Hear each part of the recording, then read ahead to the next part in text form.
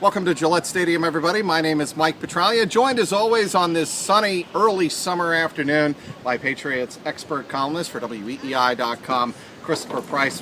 Technically, it's not totally summer yet, but it feels like summer. It feels like it, exactly. And I think Bill Belichick and the coaching staff would like to get these rookies that are here for a rookie minicamp on the field, kind of get them acclimated to what it is all about to learn the Patriots system. Yeah, this is a key time of year for these guys because, you know, as rookies, and Bill has said this a lot of times, they don't know what they don't know yet. Right. You're basically being thrown into the deep end of the pool. Not all of them are here.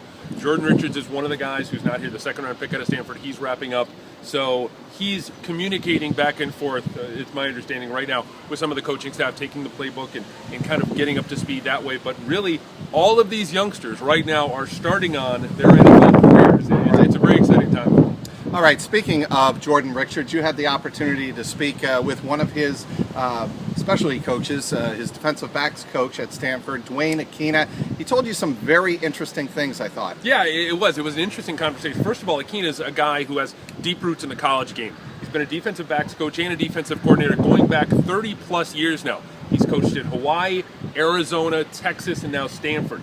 He's a guy who, in my mind, you know, you get the seal of approval from Dwayne Akina, you're a defensive back, you're in pretty good shape because he's coached a bunch of guys who really had long-term success in the league, guys like Michael Huff, guys like Earl Thomas, and he's a guy who, and talking now specifically about Richards, had a conversation with Akina last night about Richards. He compared him to Teddy Bruschi. Now, wow. Exactly, different position, but you're talking about the overall approach to the game. You're talking about a desire to be great. You're talking about a desire to outwork everyone in the weight room, outwork everyone when it comes to watching film, just be smarter and be able to anticipate things and make up for any sort of physical deficiencies. I know that's high praise, and I know it's almost heresy to sit here in the shadow of the Patriots Hall of Fame and compare a guy who hasn't taken a snap in the National Football League yet to Teddy Bruschi, but that's where we are. Well, you know what's interesting about that, Chris, is a lot of people, and we were talking about this off camera, thought that Teddy Bruschi was drastically overdrafted by the Patriots, and a lot of people said the same about Jordan Richards. Yeah, and this is not a guy, I want to stress this point, I can't stress this enough. You're talking about a guy in Dwayne Akina, again, who's been in the league 30-plus years, and he admitted to me, look, I'm blind when it comes to all my guys. I love all my guys. Right. But this is a guy who had double-digit defensive backs in the league last year. Guys who, you know, this is a guy who created defensive back university at the University of Texas. He has a great resume. He has an epic resume. I went back and forth with someone on Twitter about this the other night. He's a guy who knows the game. Right. He's a guy who had very good stuff to say about Jordan Richards. I think it should be very interesting to see how he responds. Not how he responds, but how he comes into this, how he comes into camp a little bit later on this spring, this summer, how he evolves, how he becomes part of this Patriots system. Jordan Richards is not here at Gillette Stadium, but Malcom Brown, the #1 draft pick, is obviously a very fascinating story right out of the chute. He is somebody who comes to New England married with 2 kids already. He's getting acclimated, and he spoke with the media here on Wednesday. Very, very humble, not really keeping in line with that famous quote he had the night he was drafted that I'll be the best draft pick the Patriots ever made.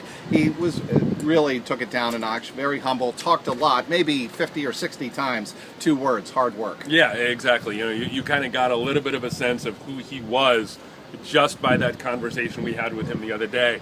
It seems that he may have gotten a little bit of grief from the Patriots locker room and maybe from some friends and teammates. Naturally. Exactly, about that statement, and that's only to be expected. You know, one of the more humbling places in the world is a National Football League locker room, maybe the Patriots locker room in particular. So it really, that pick, and I've said this a couple times before, we've talked about this, it's kind of a retro feel to it. You look back at the picks they made in 2001, 2003, 2004, guys like Ty Warren, Vince Wilfork, Richard Seymour, those big defensive linemen, those tone setters up front. I'm fascinated to see how Malcom Brown's going to work out. One of the things that was interesting talking to his defensive coordinator, Vance Bedford, at the University of Texas, he's a guy who does a great job when it comes to stopping the run. There's no question about his run-stopping abilities. If he wants to succeed at the next level, he needs to work in his pass rush. Again, like Richards, I want to see how he evolves, how he continues to grow at this level. What I want to see, and he obviously referenced this on Wednesday, how he doesn't try to bite off too much and try to replace Vince Wilfork.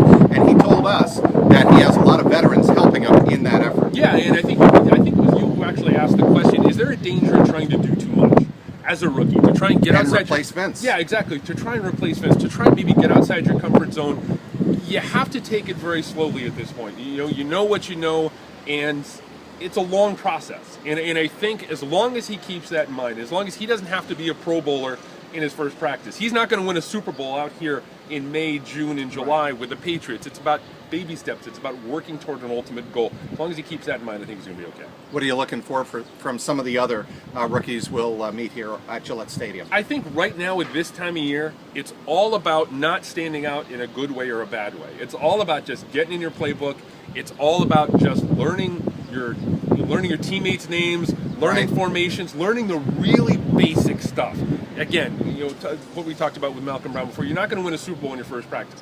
Just take it easy, take it slow, know who you are, get that base information down, so when you come back here in July for the start of training camp, you're in a good spot. What's interesting, Malcom Brown was asked by Mike Reese of ESPN Boston, do you have a number yet? And he said, no, none of us have numbers. And that's fascinating to your point that these players, these rookies, are still learning each other, and it is a way to force them to learn each other, not just rely on the number on the back. Yeah, exactly. There's so much that needs to be learned at this point for them, and they're literally starting from zero. I mean, their NFL career isn't even in its infancy yet. It's in those early, first few days, and so that's the kind of stuff you want to get down. Again, it's a long process. It's an extended learning curve for any rookie at the National Football League level, let alone a guy who's coming in here trying to make the roster of a defending Super Bowl champion. All right, it's the elephant in the room, has been for about the last month and a half here at Gillette Stadium. What happens with Tom Brady? I think any day now we expect a meeting between Tom Brady, his representatives, the NFLPA, and Roger Goodell in New York. I think ultimately they're going to have the appeal. The appeal process is going to play out. The next step is probably going to be a reduction of the 4 games. My guess is Roger Goodell is going to try and reduce it to 1, and then the ball's in Brady's court again. Does he want to try and fight that? Does he want to go to court to try and have that erased, or is he just going to sit back and say, all right, we're going to take the 1 game, we're going to move on, our focus is on 2015? I think, Roger Goodell doing that, if he keeps it at just 1 game, he's trying to appease the owners who clearly wanted a stiff fine for Tom Brady. The other 31 NFL owners and GMs wanted a stiff fine for not only the Patriots but Tom Brady. Reducing it to 1 game shows that they're still willing to do that. If Brady takes it to the next level, obviously the courts. With the idea that you reduce it to 1 game with the idea, look, Tom, you weren't completely forthcoming initially when we asked you to be.